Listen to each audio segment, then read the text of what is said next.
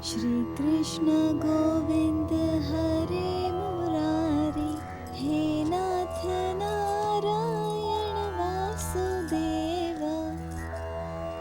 श्री कृष्ण गोविंद हरे मुरारी।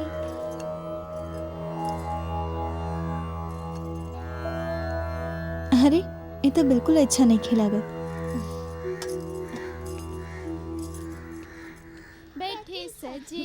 हाय देख 200 रुपया साड़ी भेज बड़ा हमने के कंगाल कहीं का। ऐसे ना बोले के जौन जुड़ल सफल तन देले वाला सनू।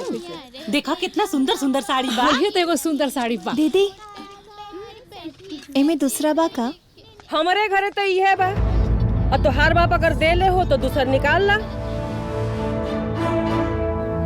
हमार कहे की मतलब ए ना रहे माँ जी। अरे ते हमरा से जबान लड़ी भी का रे अब तनी कंट्रोल में रहो। और जब बाप देहले ना रहला ना तो खोजबो ना कहल जाला। और सुन एहसान माने घरे का कि तोरा के पतोह बना के रखले बनी, वरना तोरे नीच बाप के नीच हरकत पर ना तोरा के लातमार के भी निकाल दे तो कोनो दोष ना होई। काहे हमरा बाबूजी फिर जबान लड़ावती आई तो हमारा जबानों से आया वाला नहीं जानत तो जान ले। चल हटा बना के सोजा से हट यहाँ से उठ।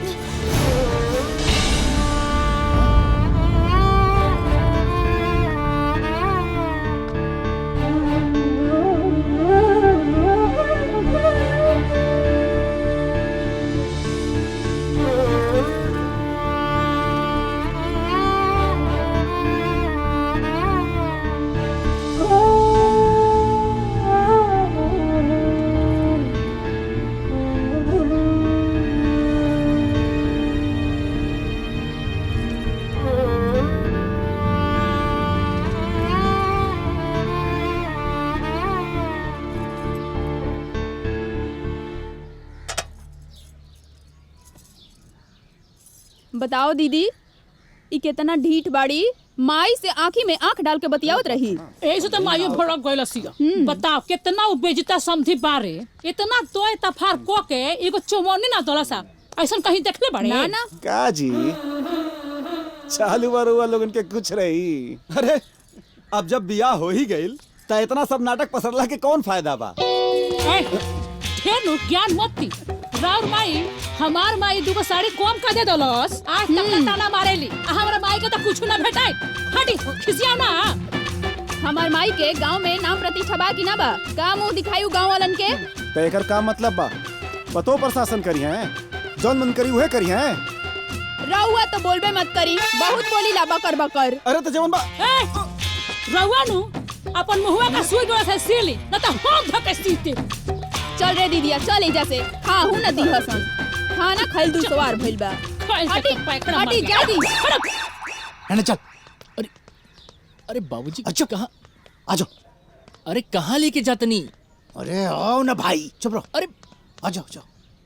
अरे बोलबा बाबूजी। अरे पहले चल बे बताओ तुम को बात लेके जाता रहा। चुप रहो। ओहो बोला भाई कहाँ? अरे एने ओने का देखत रहो बोलो बा कुछ। अरे एने वन्ने नाते देखत रहनी। एगो बात बताओ तोरे माई से बोले कि हमार हिम्मत ना हो, लेकिन तय बताओ कि बहुरिया के इतना ताना मारतिया इतना ताना मारतिया कि का बताई तय कुछ बोल बे। बाबूजी बा अरे आज तक तू तो उनका के कुछ बोलना पहला कहतर कि हम बोली कैसे बोलती हम? हाँ तो ना बोलबा ससुर। अखबार में बहुत जल्दी एक खबर आई कि सास की प्रताड़ना से बहू ने आत्महत्या किया। पूरा घर सारे जाइलत के जेल में अब पीसी चक्की न था एक्शन लो।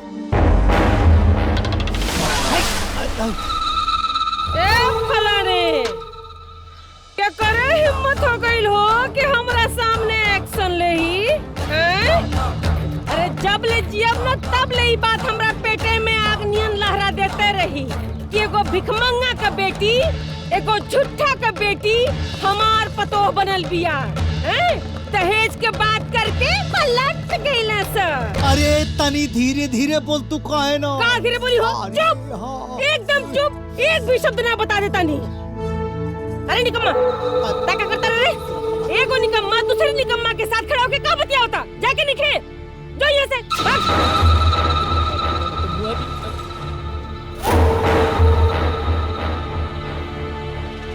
प्रमोद भोरे भोरे चल गए अपने दोनों बहन के यहाँ राखी बंधवावे। जाई के पड़ी काहे कि एगो के यहाँ जाए दोसर के यहाँ ना जाए तो ठीक ना कहाई। वैसे 22 दिन के बाद तई राखी का त्योहार आवेला। जी प्रणाम। अरे प्रणाम प्रणाम। ओ जो बैठा बैठा। जी बड़ा देर के बाद दर्शन देनी है। हाँ जैसे कि तनी पहले आ गलती तो और हमारा आरती उतरती ना। अरे समझी जी रुआ का मजाक करता नहीं जी। वैसे कुछ ले दे के आयल बनी है दपारी की खाली हाथ झुलौते आयल बनी? अरे का कहता जी लेके आयल बानी। ए राजू दिखाओ ना रे, दिखाओ दिखाओ जी। देखी ये देखी माँ जी। वाह वाह वाह वाह, अपना बेटी खातिर तो बड़ा निमन साड़ी लियल बनी जी। हमारे पहुनियन के देवे खातिर रवा के भिख मंगाई चाप देले रहे।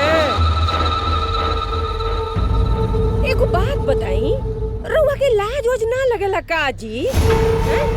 गरीबो ना अपने दमादे के रउआ से बढ़िया सामान देत हुई हैं।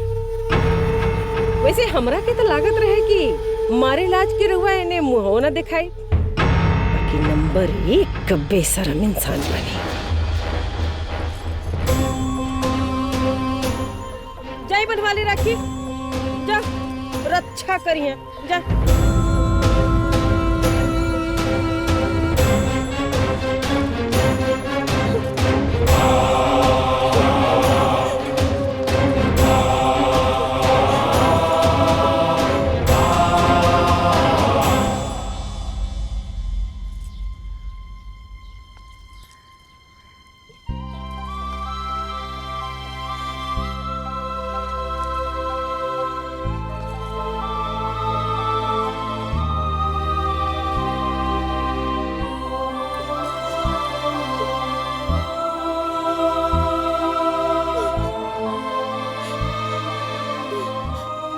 अरे प्रीति बिटिया,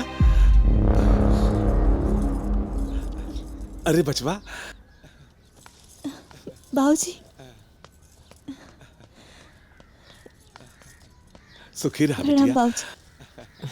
प्रणाम दीदी। आई बैठी ना, बैठा।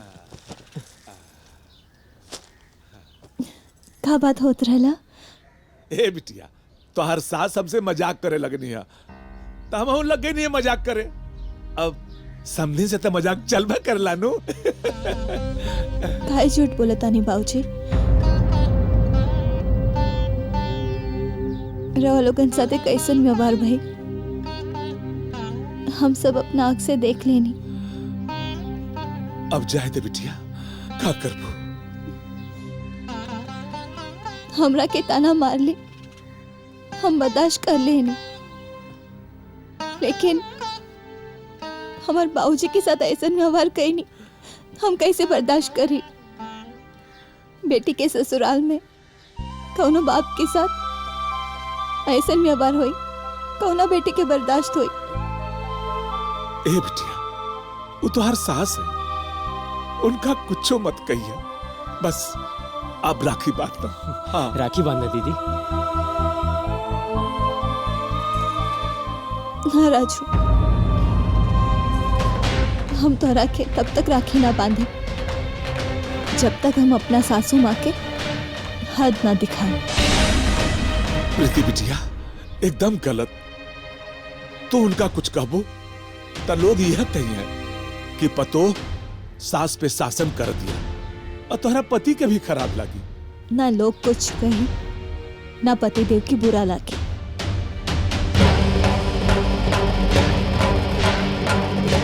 अगर सासू नंबरी बाड़ी तो हम हूँ 10 नंबरी बन के दिखाओ।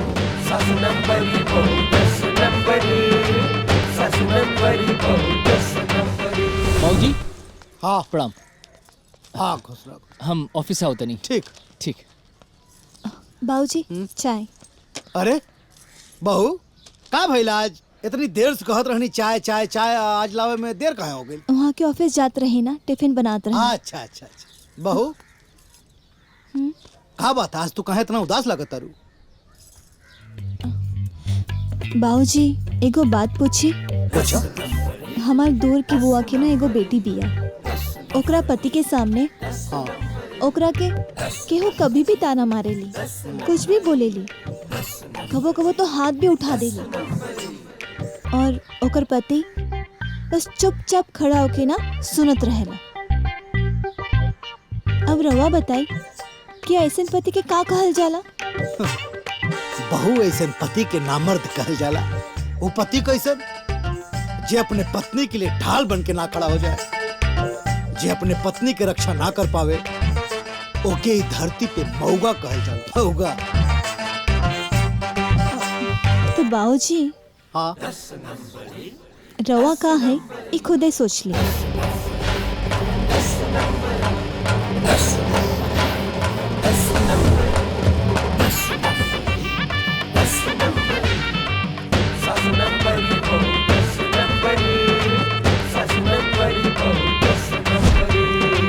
अब भाई ब्याह तो हो गई, अब 2-4-10 दिन रहल जाई, ओकरा बाद जाइल जाई। जायदा बबुनी कौन बिटिया रोज रोज नहीं हरे आवेनी। अच्छा ये बतावा, हाँ कैसन मिलल बनी भौजी तोहार? अरे चाची एक नंबर के। और चाची इतना सुंदर भौजाई बा और उतने सुंदर ओकर नैहर बाटे और इतना दहेज देहन ह, इतना दहेज देहन ह कि घर में रखे के जगह नहीं खे। देखा तो करेजा वाला रिश्तेदार बोले बड़ू ये बहिनी, हमारा यहाँ तो जवन तोय रहे उहो ना देना भिख मंगवा कुल। अरे जवन बात के ले रहना ओ बत्तियों से पलट गई ना चिंदी चोर चिरकुट कहीं का। हमरा बाबूजी के गाली देहला में कोनो फायदा बा का माँ जी? चुप! जबान के गर्दन में लटका दे। तोरे तेरी हिम्मत की हमरा से जबान लड़ेगी? चुप! एकदम चुप! ढेर जबान चला था तोहार। अपने जबान पे कंट्रोल रखो, न तो हम इलाज करो ना तो सारा सिस्टम सही हो जाए। तोहार अरे घर फोरन चलिए ली घर फोरे। निकल निकल यहाँ से। जब देखा तब आए के परपंच मचौले हैं। नौटंकी दोस्त का।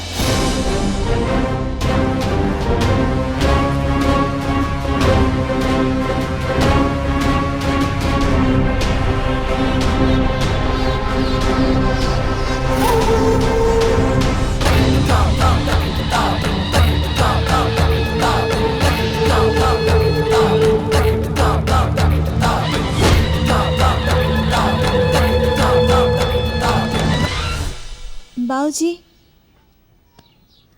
हाँ बहू खाना खा ली। हाँ ले आओ बहू।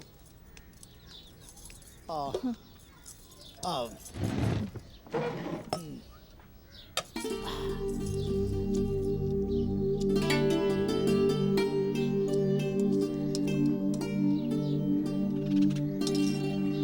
बाबूजी दही लाई।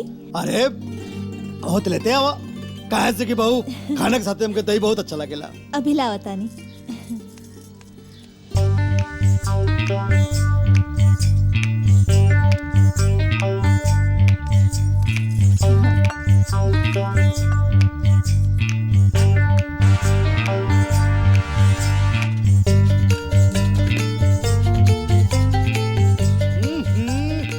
वाह क्या बात बहू, मने गजब के स्वादिष्ट खाना बनल हो, ऊपर से दही दे देलू और मजेदार जागा आ गए। आज घर के मसाले पीस के बनावले बानी। घर का मसाला हो? हाँ। बहू एक बात हो, घर का जो मसाला होला ना ओके बातें अलग हो। भोजन का राजा है राजा। और घर के राजा?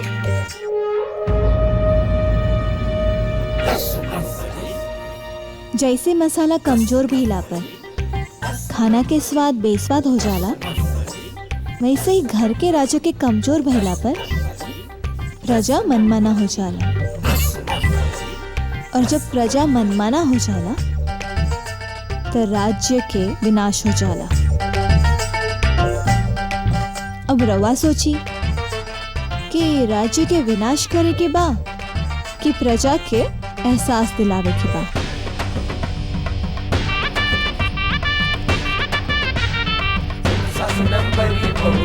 Number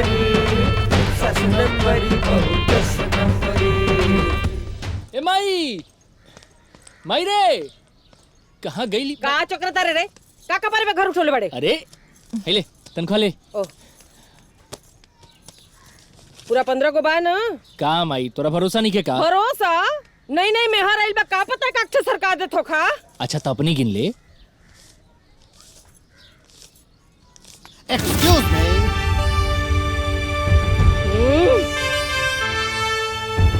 ऐसन हो ये घर का राजा हम हई, इनाते ही घर का सब सामान सबसे पहले हमरा हाथ में आवे के चाहिए। ओके फुलगेनी देवी, कितना बा? 15,000 बाबूजी। ओके सीधे तरीके से पैसा दे दा। चुप, राजा हई हम, और राजा का काम होला प्रजा के अपने वश में करल। Okay Phulgeni Devi, side please. I have 15,000 rupees. Okay.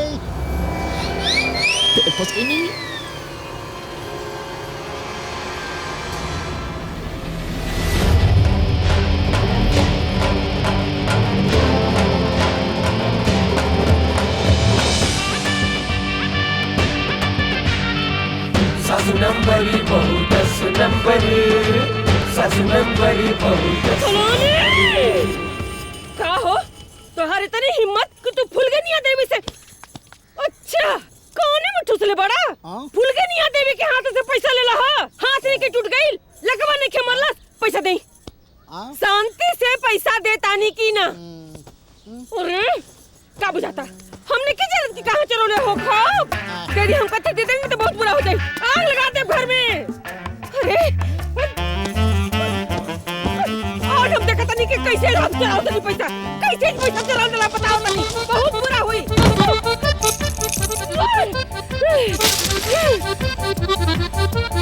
आज बहुत बुरा हो जाए बता दे तनी, दिमाग में आग लगा देले बनी हमरे के, एकदम बुरा हो जाई। कहा तनी कि चुपचाप शांति से दे दे पैसा। फलाने जान करे करल तू कह चुकला, अब देखा कि हम क्या करता नहीं।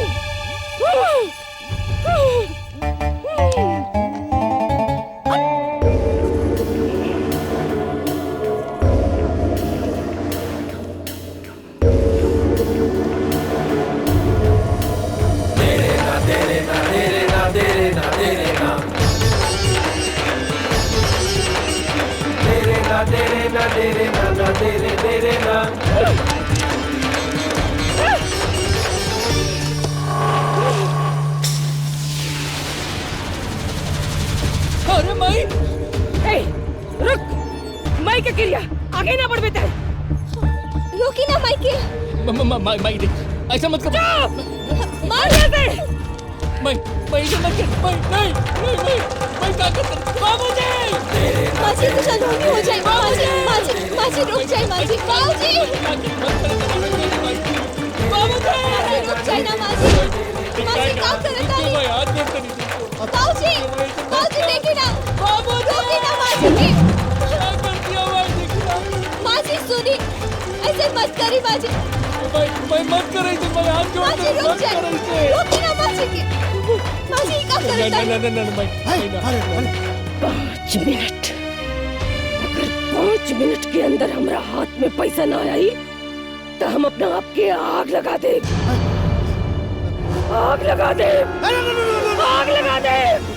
अब दे दो पैसा, ला।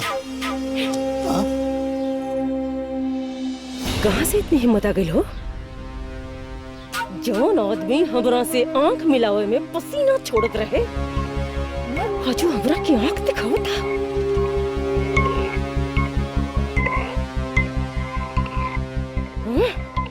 कहाँ से आवत है हिम्मत? कुल बुझता नहीं हम। एक बात बता दे, आज से तोहार खाना बंद, और देखा था नहीं कि क्या खाना देता।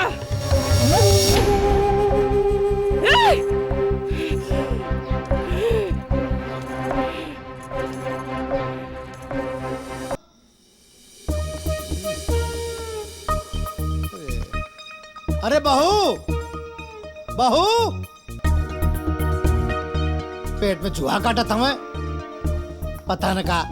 बहू, ए भगवान, बहू बहू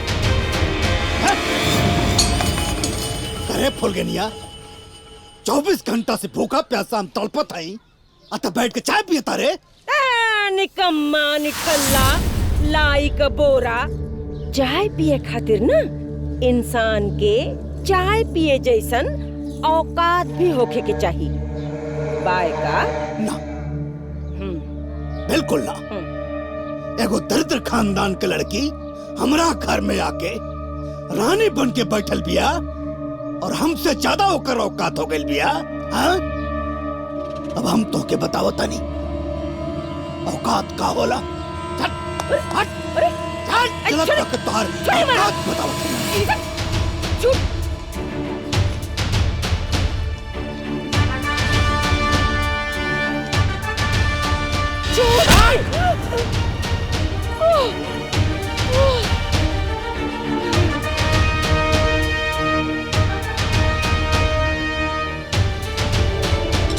अब बताओ तानी तुम्हारा औकात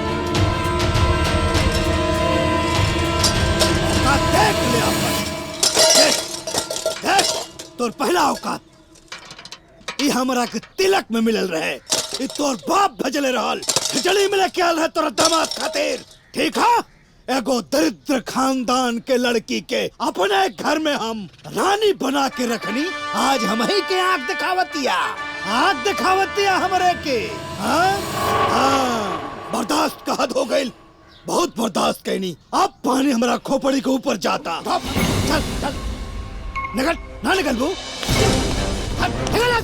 निकल यहाँ से हम तो धक्का मार के निकल छोड़ी छोड़ी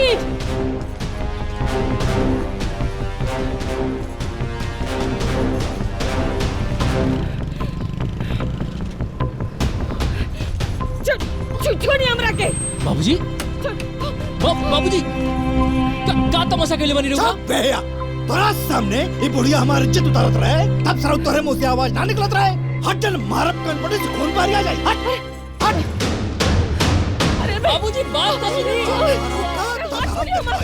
छोड़ी ना हमारा हाथ की रवा समझ में नहीं अरे हमारा तुम छोड़ी खावा ले जाता नहीं रवा हमरा के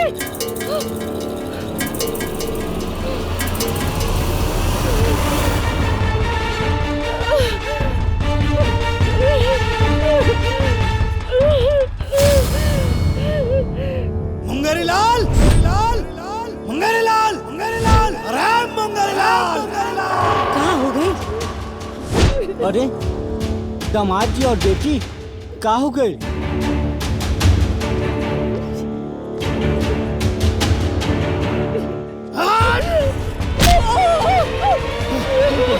सहारा अपनी बेटी की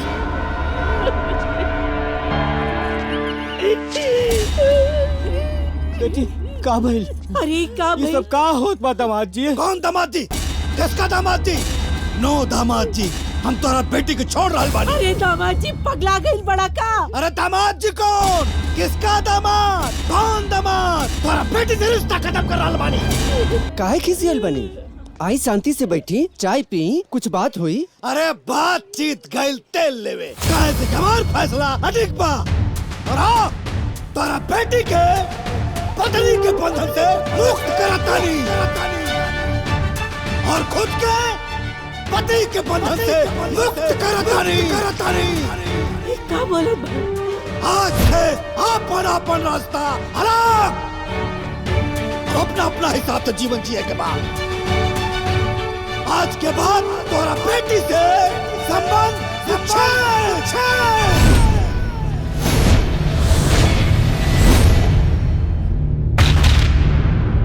राजा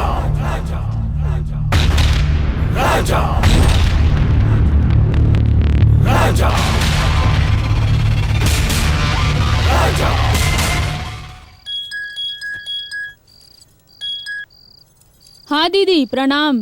खुश रह ए पुन्नी। हाँ दीदी। ई हम का सुनत तनी रे कि बाबूजी माई के घर से निकाल देले बड़े। का? ना दीदी हमरा के तो कुछ नहीं के पता। अच्छा रुक प्रमोदवा का लाइन पे ले दे तनी लगाओ पूछ। दीदी। दीदिया के फोन। हेलो। हाँ दीदी प्रणाम। खुश रहा। ए बाबू ई हम का सुनत तनी रे? का सुनते रहो?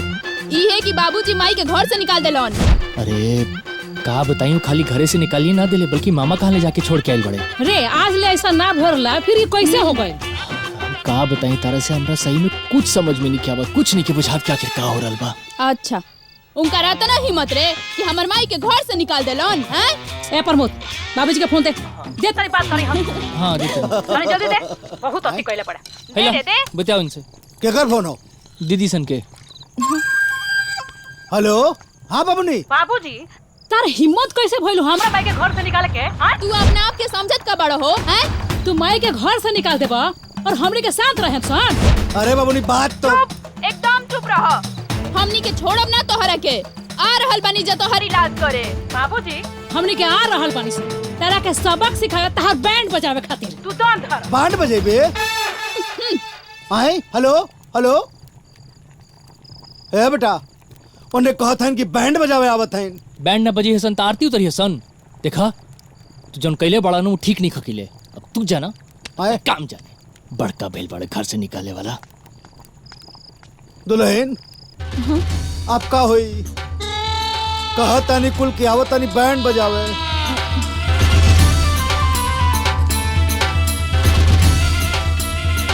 भाऊजी हाँ रवा घबराई मत। अच्छा अभी तो रवा कहत रही ना कि रवा शेर है शेर। हाँ बब्बर शेर। रवा डरत नहीं का ये लोग से? हाँ? आई दी जेकरा के आए के बा आई दी हम सबके बता दे। नहीं ना रवा साथी रवा भूली मत। रवा ये घर के राजा है राजा। आवे तो देखत है हम। ए गयो हां रुकत नहीं। बाबूजी ए बाबूजी तू अपने आप का समझत का बड़ा हो? हां तू हमरा माई के घर से निकल बा। ए घरवा में तार हैसियत क्या बा? रुकी अपना आप के 30 मार खान समझत अड़ा हैं? तू हमर माई के घर से कैसे निकल रहा हो? तोहर हिम्मत कैसे भइल? अरे बाबूजी चुप।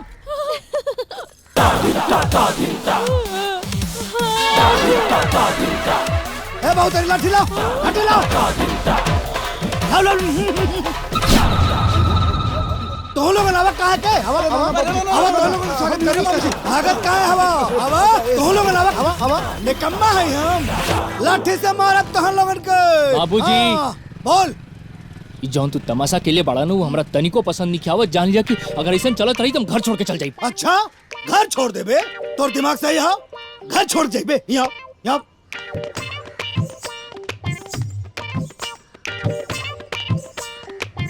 बहू ए बहू। जी बाबूजी।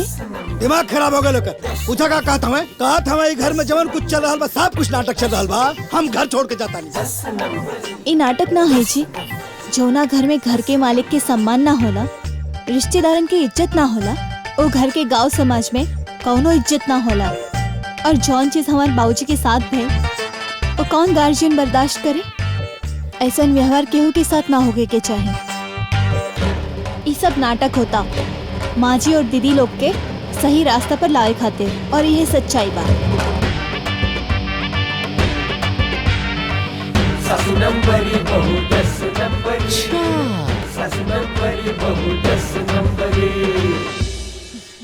भाई समस्या तो विकट बा लेकिन संकट महान बा। इहे खातिर तो हम आप सबन के बुलैनी है कि समस्या के निदान कैसे होई।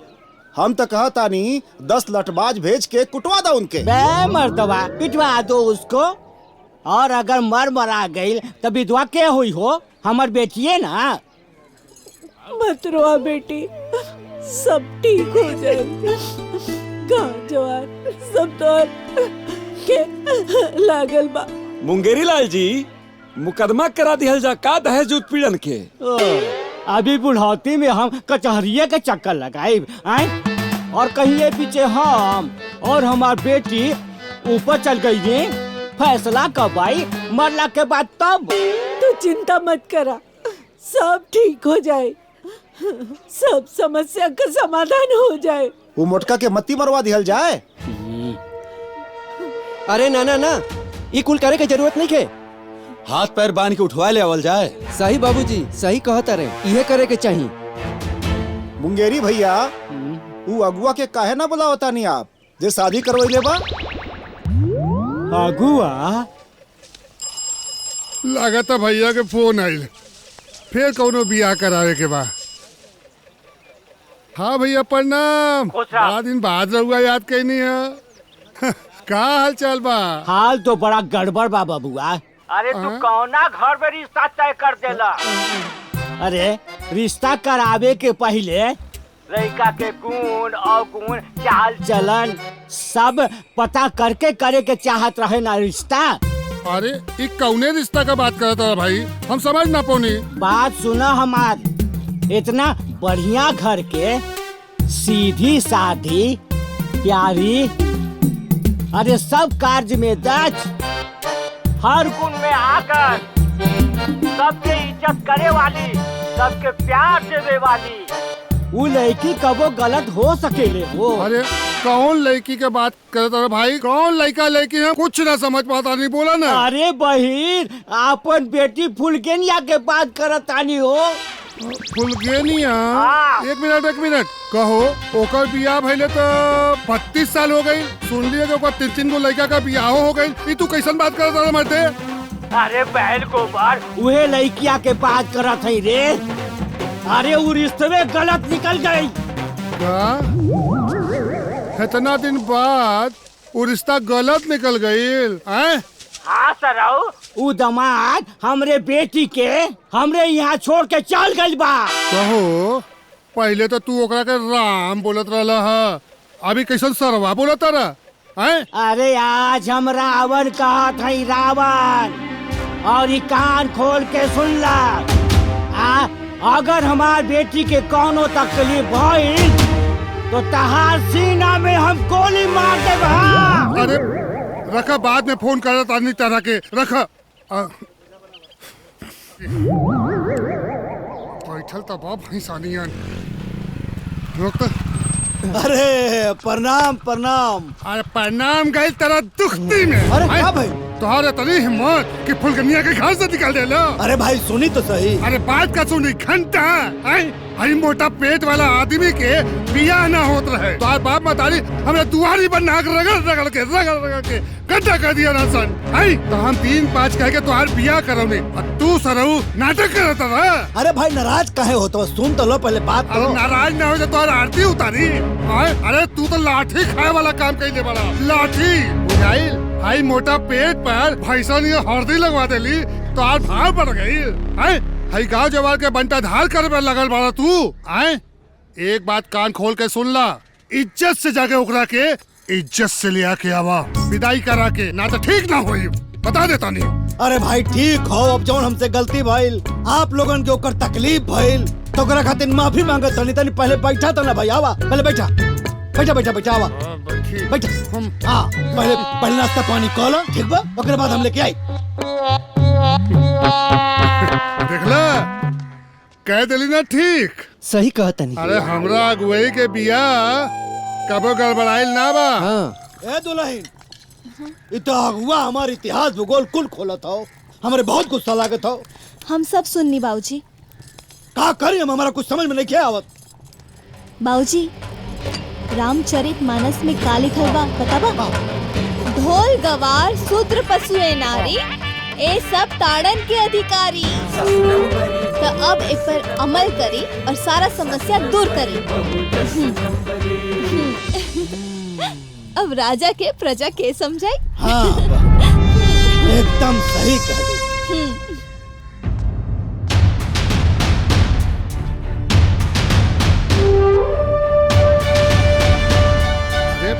अरे पिछवा का दिखा था रे, सुन ना।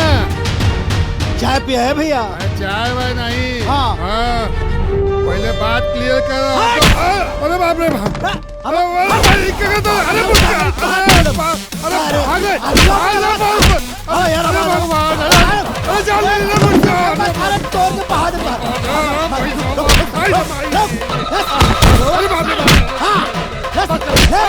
जल्दी आई ऐसी कितना ऐसी अरे निकल भाग ले अरे सरवा हो गया चल दे अरे अभी चल दे भाई भाई अरे बेटा सब धरवा कटा गई ना हाँ बंधा गई बना रुक रे आई आई आई हो दीदी उहे लागत अरे बाप रे आई रे दादा अरे भैया बड़ा मार मरले बारे भैया मटका आई रे अरे मटका भैसवा बहुत मार मरले भैया बहुत मार मरले अरे हमरा के लाठी मार मरले चल बैठा अरे बाप ये देख हाय पिठासा में देखो अरे भैया दौड़ा के बहुत मार अच्छा बैठा बैठा बैठा अरे वाली जाली आराम कर अरे ये भगवान अरे भैया बैठा चाय पी ला बैठा अरे बाप रे बाप बैठ अरे बैठ अरे ना बैठ भैया ना बैठ ए बेटा ए अरे गर्मा गर्म चाय बनवा के लावा ठीक बा बाबूजी व्यवस्था करत नहीं अरे आवत आ गर्मा गर्म चाय पिया अदरक डाल के अरे छोड़ा चाय भाई भाड़ में गेल तो चाय पिया दा अरे बेटा ले जा बेटा ले जा बाबू आराम से बैठा आवत चाय बैठा बैठा चायवा आइल का हो अरे माई बड़ा मार आवत चाय हां अरे सराउ हमार बेटी के बियाह करा के ओका जिंदगी खराब कर देले बिना मुहाल कर देले आज तोरा के छोड़ब ना मार डाला हड्डी पर तोड़ दे का छोड़ दे भैया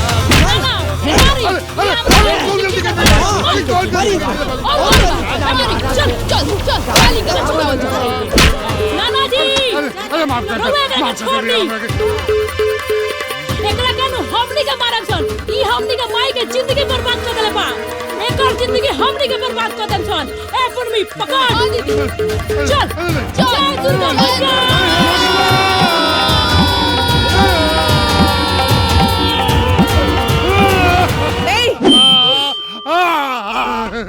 अरे भगवान बचा दो अरे बाप रे बाप माफ कर दो भैया अरे अब तोहरा के का करी रे हमार बेटी के जिंदगी बर्बाद कर दी ले हम तो के ना छोड़ा बाबूजी जाए दे बाबूजी बाबूजी जाए दे बाबूजी छोड़ दे बाबूजी छोड़ दे अरे भाई हमरा तो बहुत बड़ी गलती हो गई भैया भैया भैया भैया बाबूजी इनके उठाए हमें माफ कर दो हमरा के माफ कर दो अब हम केहू के बियाह ना लगाई भगवान काट पकड़ता नहीं अब केहू के बियाह ना लगाई ना लगा आई चल निकल रे नौटंकी मत कर चल चल निकल अरे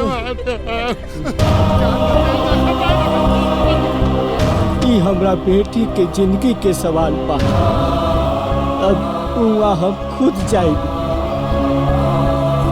ठीक बा हुआ जाए लेकिन गोली मत दागब गुस्सा के कंट्रोल करो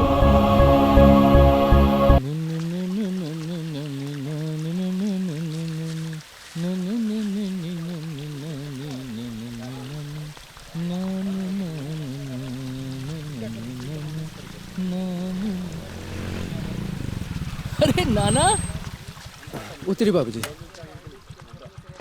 प्रणाम नाना गोड़ लागत नहीं खुश रह प्रणाम खुश रह भगना अरे बाबूजी बैठी ना कहाँ बात हो तो दो बाप बुलावा बाबूजी हाँ अरे नाना जी आयल बड़े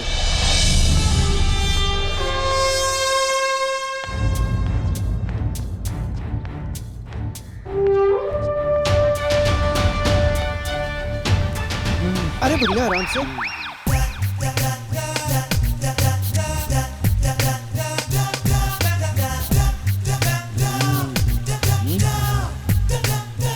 ऐसे का देखत हुआ तुहार ससुर हैं ससुर हैं ससुर रहनी हाँ अब ना है बहुत पूर्व ससुर जी हैं संबंध विच्छेद हो चुकल हो बहुत पूर्व ससुर जी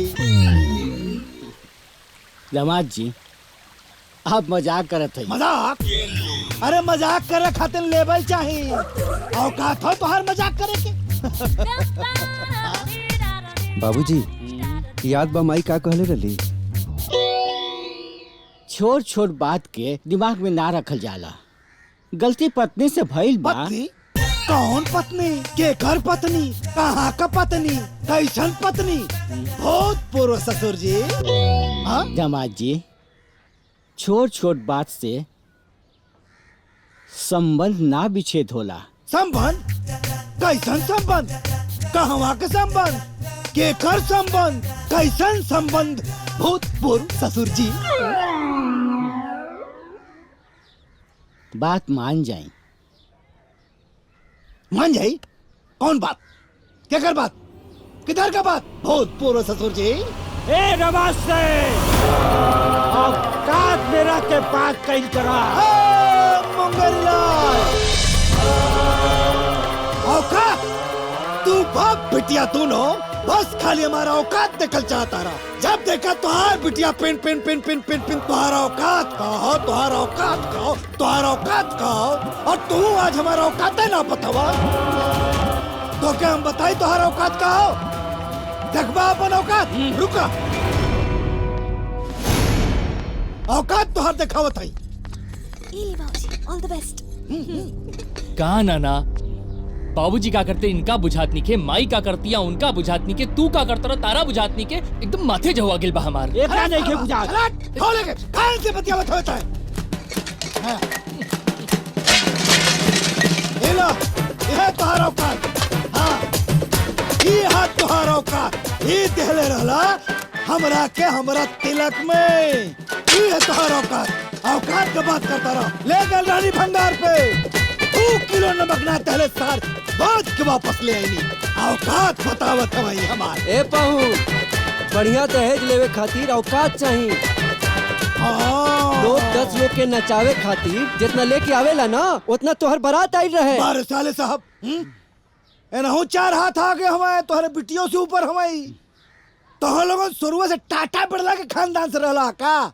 मान गए नी कि हमारो घर औकात कुछ ना रहल, तोहर बड़ी औकात रहल। ये बेरी हमारा औकात तोहरी औकात से बहुत ऊपर बा। ओके?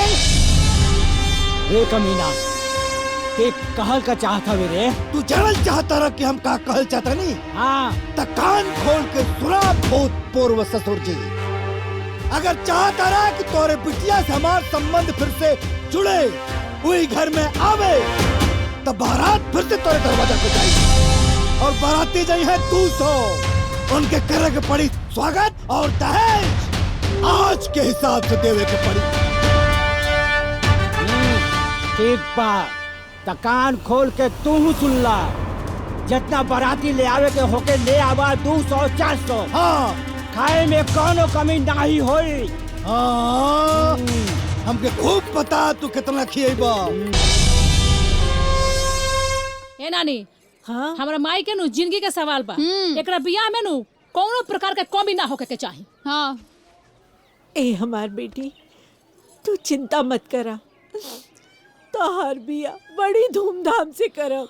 हाँ नानी, माई को ऐसन बियाह करावे के बानू कि देखनिहार के धरनिहार लाग जाओ।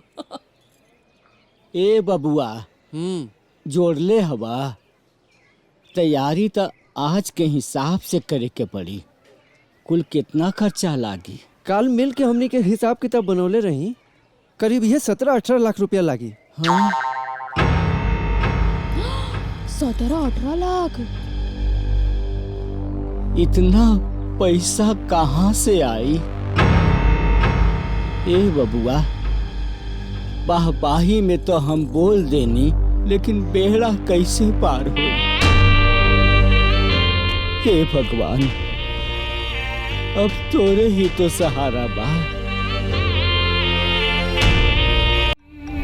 प्रीति, प्रीति। हाँ? बाबूजी। का भाई? अरे जल्दी जल्दी देखा, मामी जी के नंबर से फोन होता, पक्का माता राम के फोन है। लो उठावा।